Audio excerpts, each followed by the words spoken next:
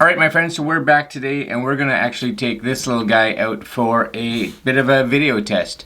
We're going to see how the 4K 24 looks, and we're going to see how the 1080 looks. We're going to see if the image stabilization is doing its job, and we are going to test the wide, medium, and narrow fields of view to see if there is any difference.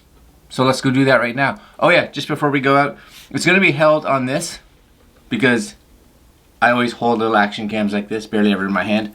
And all the audio that we do when we're outside is from the camera. This footage is going to be untouched, no color grading, no sound manipulation, no nothing. So let's go do that right now.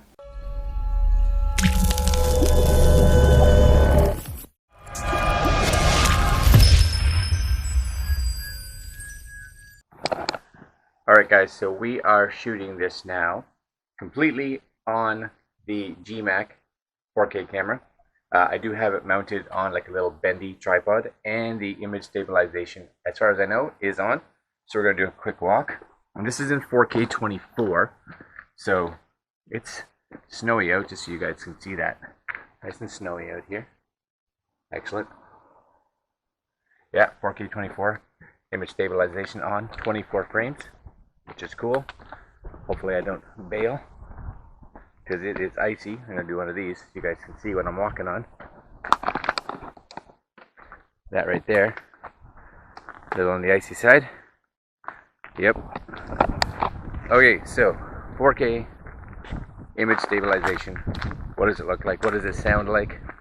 This is mounted inside their little naked housing, I guess you would want to call it. But he is, give it a good walk, see how well the stabilization works, and if the audio is any good at all. It's a little windy out, but not too bad. Here's full arm's length, just so you guys know. And we'll turn it around now so you can see the stabilization kicks in fairly well when you're walking. Alright, hold on.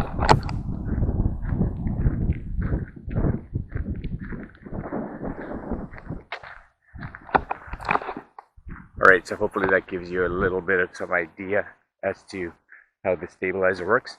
Now what we're going to do is we're going to change the resolution to 1080 so you can see what that looks like. Now be aware, we are editing this whole thing in a 4K 24 timeline, so the 1080 will be up-resed, but it still gives you a good idea. Alright, one sec. Alright, so now we are in 1080p. This is actually 1080p 60. But I figured I'd shoot it at a faster frame rate just so you guys can see it. Oh, it's cold outside. Again, audio should be the same. It should still be using the image stabilizer. It hasn't been turned off.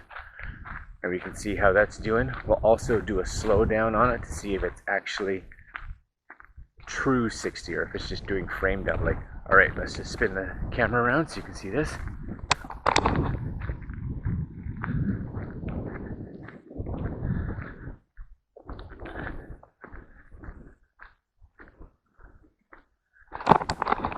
Hopefully you get a little bit of an idea on how that stabilizer is working.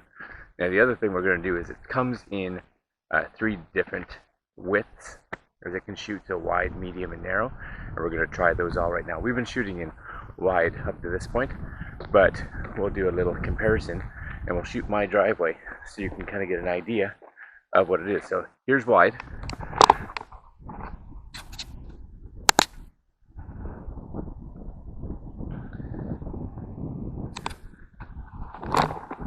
Alright, and now we're going to switch it to medium. One sec. Alright, so actually we're going to do that wide again. I switched it back to 24 frame and 4K. So here it is. Get a good look.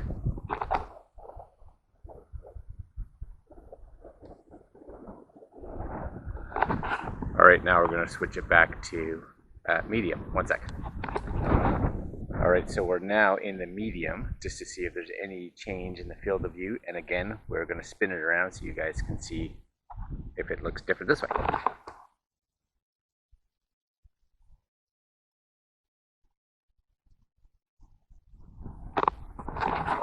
Alright, and lastly we're going to switch it to narrow and try that one. Alright, so we're now in narrow. So is there any difference? Can you see it? Again, you can see with me, and we'll do one more spin. and this is on the narrow in 4K 24. Alright, so I'm going to switch this back now to wide so I don't forget, and we're going to do a last little walk. Alright, yeah, so lastly, I just wanted to show you guys a couple of photos that I took just here on the street. They're shot in their 20 megapixel. So this supposedly does have a 20 megapixel sensor, so it should be capturing good. And yeah, here they are. Number one and number two.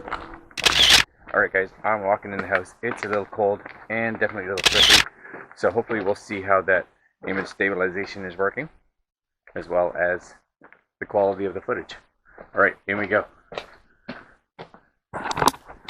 Alright, so we're back, and hopefully you guys got a good look at what the difference is. There was a few things. The image stabilization definitely helps, without question, and when you are steady, like trying to take a stationary shot, it actually works very well. Now when you're moving around, is it better? Without question. Is it the best that I've seen? No, but you know, this is, you know, an $80–90 action camera that's shooting 4K. Which brings me to point number two. Most action cams that shoot 4K are doing 2160, I believe, by like 3800, 3820, something like that. I can't remember the exact numbers. This one doesn't shoot quite that, so it is the 2160, but it's by 2880. So basically what it's doing is that 1440 by 1080 double versus 1920 by 1080 double. Just kind of be aware if you are, I always edit in that 3880 or 3820, I can't remember the number. Whatever it is, I always edit in that 3800 by 2160, I believe it is. So when I bring this footage into my timeline, it has to render it, even though it's 4K footage, sort of, kinda. Be aware, not high 4K, but it is still considered 4K. In regards to some of the photos, just so you saw, photos are kind of action cam photos. That's kind of what they are. When you really look in, even though I had mine set to fine, the detail is a little lacking. Color-wise, it looked good, but when you really got into things like the bricks and that on the background, you could definitely see that there wasn't a huge amount of detail. 20 megapixel, maybe, I'm guessing, but not completely 100% sure because my 12 megapixel iPhone is definitely pushing way more resolution and clarity than, let's say, this 20 megapixel action cam. Take that with a grain of salt. But really, how many of us buy action cams to use as a camera for photos?